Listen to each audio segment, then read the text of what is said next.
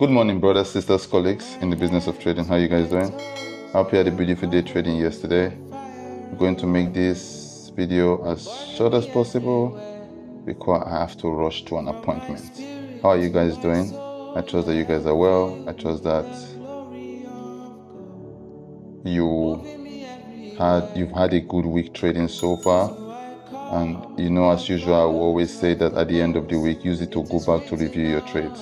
Think about this. In every company where people serve, in every company where people work, after a certain period of time, they go back, they check to see what they did right, to see what they did wrong, and see what they need to fix. You get me?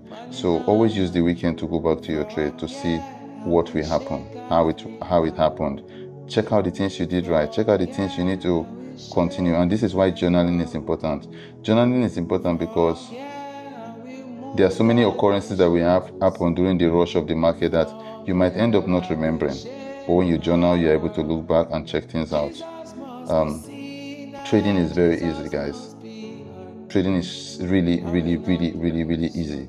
By the time you get to that point where you're able to balance your emotions, when you're able to do the right things, when you're able to not over trade, not over risk, no revenge trade, by the time you get to that stage, I promise you ask yourself, wow, why was I taking so much time to start a good habit?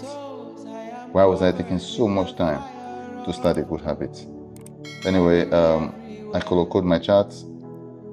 Red is for the daily time frame, green is for the 4-hour time frame, and blue, which I might use soon, is for my lower time frame. Lower time frame for me is the 1 hour and 30 minutes time frame. What this does for me is that because I'm a day trader, I spend most of my time on the daily chart. Because I'm a day trader, I spend most of my time on the 30 minutes, which is the lower time frame. But because my zones are color coded, I am able to know exactly where price is. We all know that it's a simple rule of thumb that the higher the time frame, the stronger the zone. So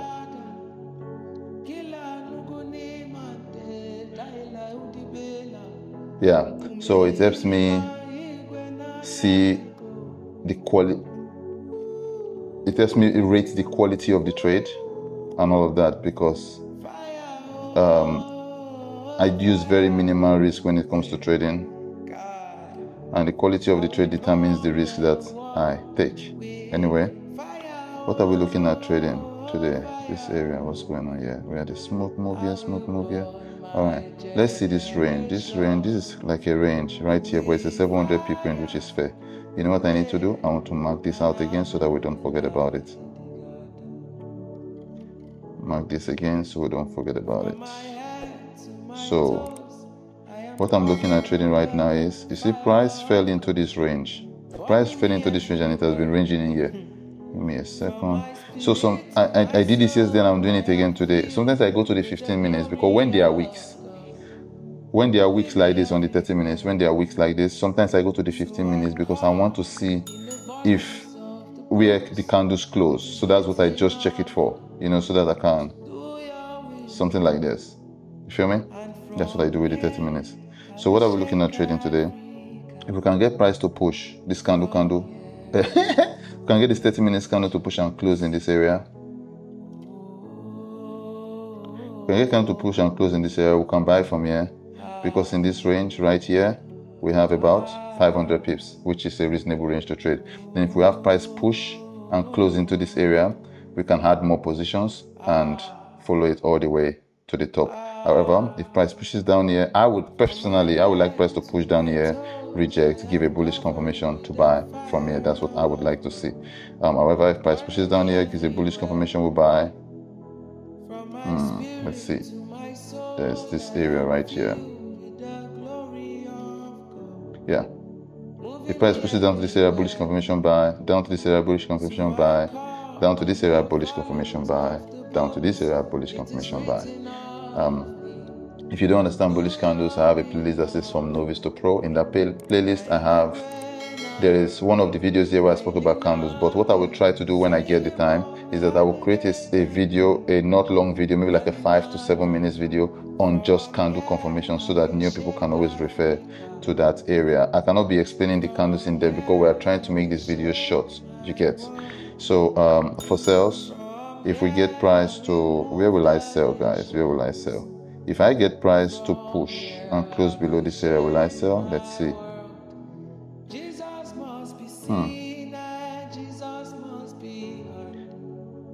For now, I'm not going to say anything about selling here. It depends on what I see price doing. But from the way it looks right now, even if price push and closes below this area, I just might not sell. But it might change later based on the activity of price in that area. Capish? But if price pushes and close below this zone, below this 4-hour support, I'll sell. Push and close below here, sell. On the other hand, if we get price to push all the way to the top, see, this area could have been a good area for a sell, right? But there's so many areas for candle to reject. Candle can reject here, candle can reject here. So that's the reason why I'm not considering selling here, because look here, price has rejected, and this is also a rejection candle. So if price gives a bearish confirmation, it could be an area to sell, but because it's so choppy, I would rather not. But if price pushes up to this area and gives a bearish confirmation from here, we can sell, because we see how price moved down, go to this area, rejected and fell, right? Then if clear price to push up to this area, give a bearish confirmation, we can sell. Here is the last area. I've mentioned this area, and if price push down to this area, bearish confirmation, we can sell. Guys, remember that I do not trade all these zones. I only trade 2 of them. My trading style needs me to have different areas to trade. And also another advantage of these different zones is that you might, maybe when you see the trade late, maybe when you see the chart late, or you see my videos late and market has moved, you are still able to have an area to plan with, right? So I wish you guys a beautiful day trading. Please continue to interact. Let's keep growing this page. Let's go do NASDAQ. Peace out.